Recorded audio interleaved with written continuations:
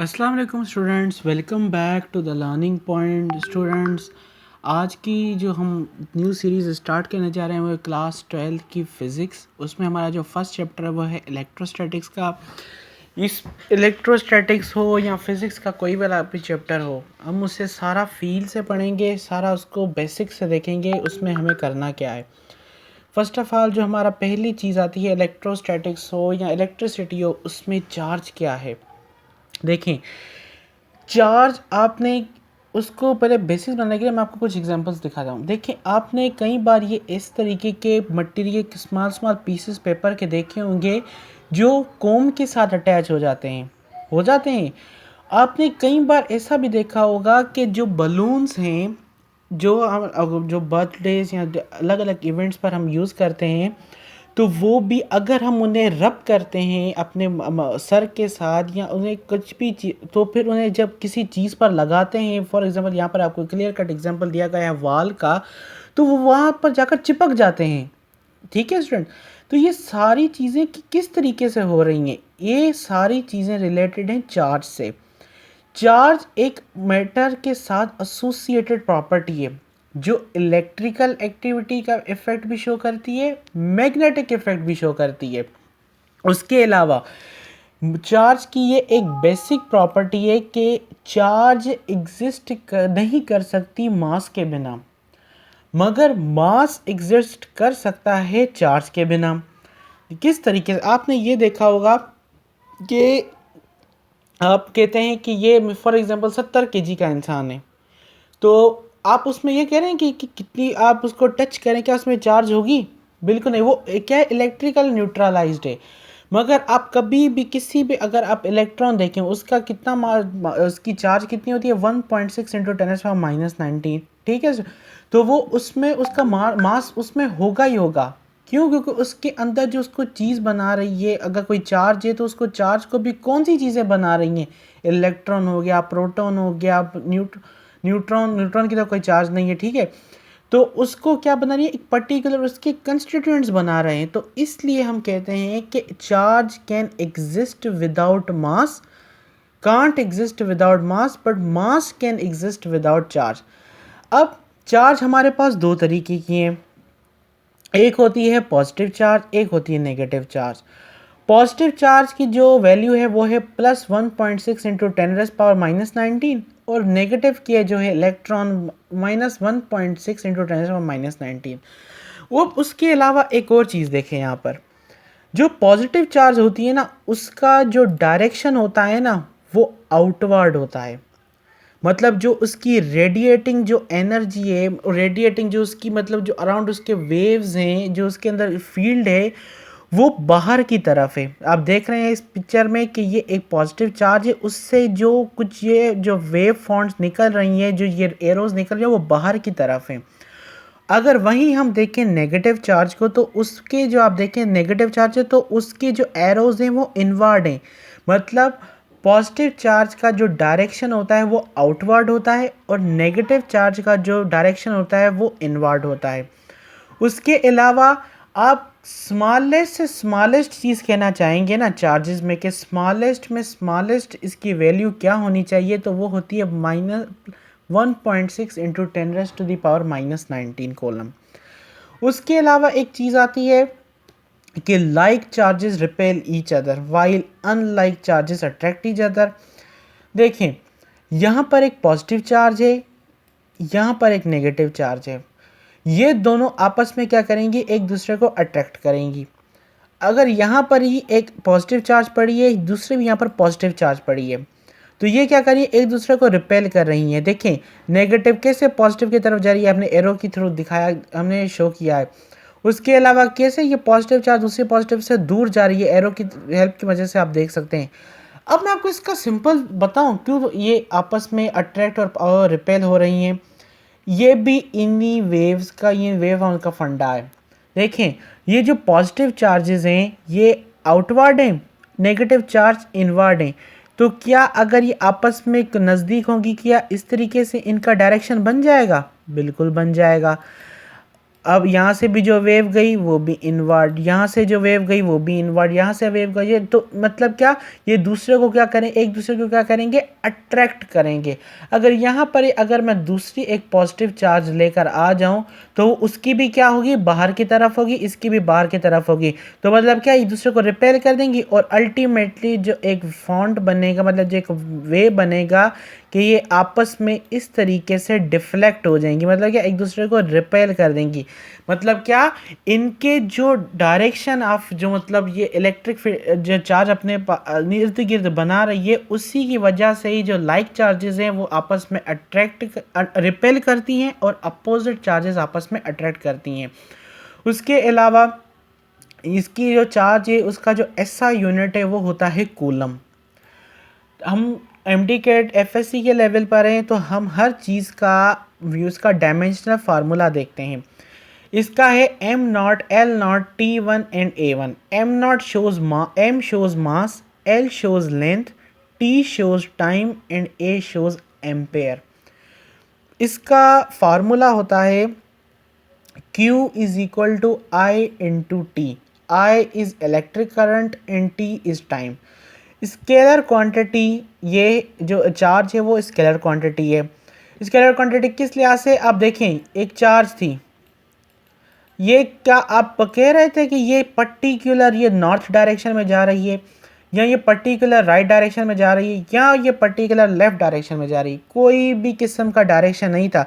ये सिंपल क्या एक ही डायरेक्शन में पड़ी हुई इस तरीके से बस क्या बाहर रेडिएशंस दे रही थी, रेडिएट कर रही थी अपनी फील्ड को। तो मतलब क्या, it electric charge is a scalar quantity. अब इसके कुछ स्मॉलर यूनिट्स होते हैं। 1 milli coulomb is equal to 10 into 10⁻³ coulomb. 1 micro coulomb is equal to 10⁻6 coulomb and 1 nano coulomb is equal to 10⁻9 coulomb. उसके अलावा स्टूडेंट्स देखें, सीजीएस यूनिट इसका क्या होता है, इसका होता है स्टैट कॉलम और ईएसयू। ठीक है, एक इलेक्ट्रोस्टैटिक यूनिट बराबर होता है 3.36 इंटू 10⁻10 कॉलम के। और इसको ही आल्सो एक दूसरे नाम से भी कहा जाता है जिसे हम कहते हैं फ्रैंकलिन। और क्योंकि उसका वो क्या है, स्मॉलेस्ट चार्ज है। स्मॉलेस्ट चार्ज जो कूलम की है, जो चार्ज की स्मॉलेस्ट चार्ज उसे हम कहते हैं फ्रैंकलिन, और लार्जेस्ट चार्ज को हम कहते हैं 1 फराडे, और जिसकी वैल्यू क्या आती है 1 faraday is equal to 96,500 coulombs. ये आपको फैक्ट बेस्ड चीज़ें हैं, आपको ये आनी चाहिए। उसके अलावा ये जो हमारी चार्जेस है ना, ये दो तरीके की ब्रांचेस बना देती हैं फिजिक्स में। एक होती है इलेक्ट्रोस्टैटिक्स, एक होती है इलेक्ट्रोडायनामिक्स। ये वाला जो चैप्टर है ना वो है हमारा इलेक्ट्रोस्टैटिक्स के बेसिस पर। मतलब क्या, इस चैप्टर में जो चार्ज है, जैसे आप चार्जेस यहाँ पर दो ज़बरदस्त वाली दो चार्जेस देख रहे हैं, ये दोनों रेस्ट पर हैं, ये इनमें किसी भी तरीके का आपको मोशन नहीं दिख रहा।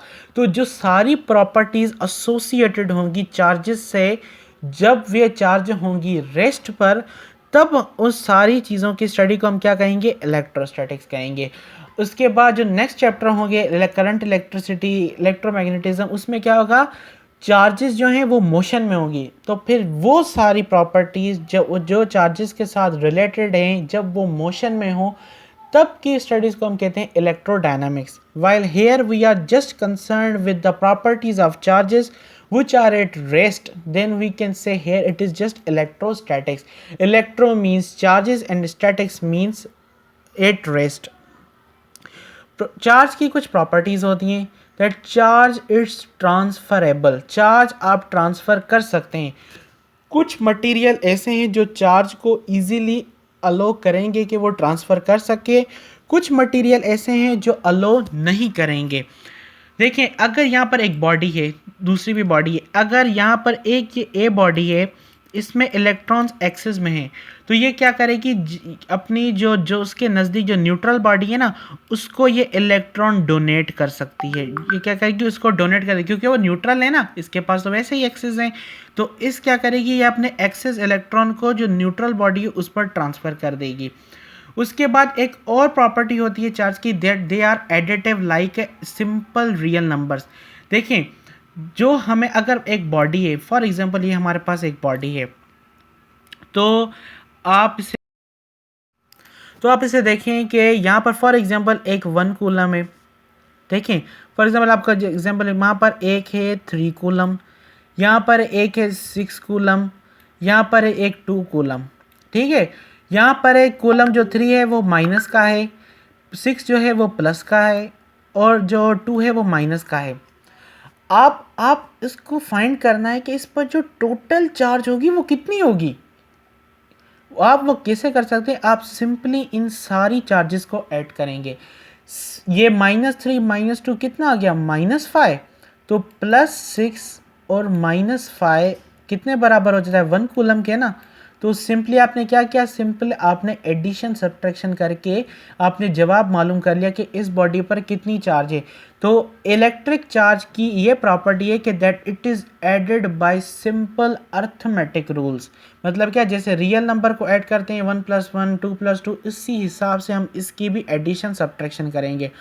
उसके अलावा इसकी चार्ज की एक और प्रॉपर्टी होती है जिसमें होती है quantization of charge. Quantization of charge मतलब क्या, हमेशा चार्ज ऑलमोस्ट कंप्लीट होगी। आप ये नहीं कह सकते कि इस पर 0.5 चार्ज है, आप ये नहीं कह सकते इस पर 0.1 चार्ज है, आप नहीं कह सकते इस पर 1.5 चार्ज है, आप नहीं कह सकते इस पर 2.5 चार्ज है। मतलब क्या, चार्ज जब भी होगी वो कंप्लीट अपने कंप्लीट नंबर में होगी। फॉर एग्जांपल यहाँ पर कितने आपको बच्चे दिख रहे हैं, 1 2 3 4 5, तो यहाँ पर कितनी चार्जेस होंगी, 5।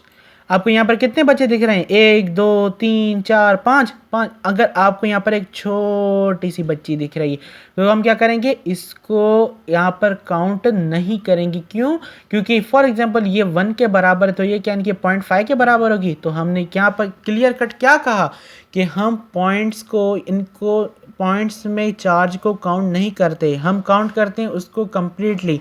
तो हम यहाँ पर भी क्या कंसिडर करेंगे, 1 2 3 4 5 चार्जेस आर हेयर। कितनी सिंपल सी बात थी। उसके बाद चार्ज जो है हमेशा जो बॉडी पर है वो इंटीग्रल होती है। जैसे मैंने आपको पहले कहा ये इंटीग्रल कैसे होगी, वो होगी 1 2 3 4 5 मतलब अप टू 1000 की, मतलब आप कह सकते हैं, मगर वो कभी भी डेसिमल फ्रैक्शंस में नहीं होगी। ये आपको मतलब क्या, इसकी फंडामेंटल प्रॉपर्टी है। इसकी जो फंडामेंटल चार्ज मतलब बेसिक जो चार्ज है वो बराबर होती है 1.6 × 10⁻⁻19 कूलम।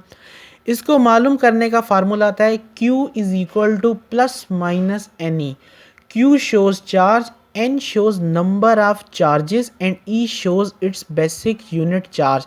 फॉर एग्जांपल Q हमें मालूम करनी है और हमारे पास जो इलेक्ट्रॉन है फॉर एग्जांपल एक हमारे पास चार्ज है और उसकी वैल्यू कितनी है 1.6 × 10⁻⁻19। तो हम कह सकते हैं तो इसकी चार्ज कितनी होगी, 1.6 × 10⁻⁻19 कूलम। तो यही था, इस फार्मूले के हिसाब से हम ये फाइंड कर सकते हैं। जैसे मैं रिपीट करता हूँ पॉइंट कि कभी भी जो ये वैल्यू है n है वो पॉइंट में डेसिमल फ्रैक्शंस या फ्रैक्शंस में नहीं होगी।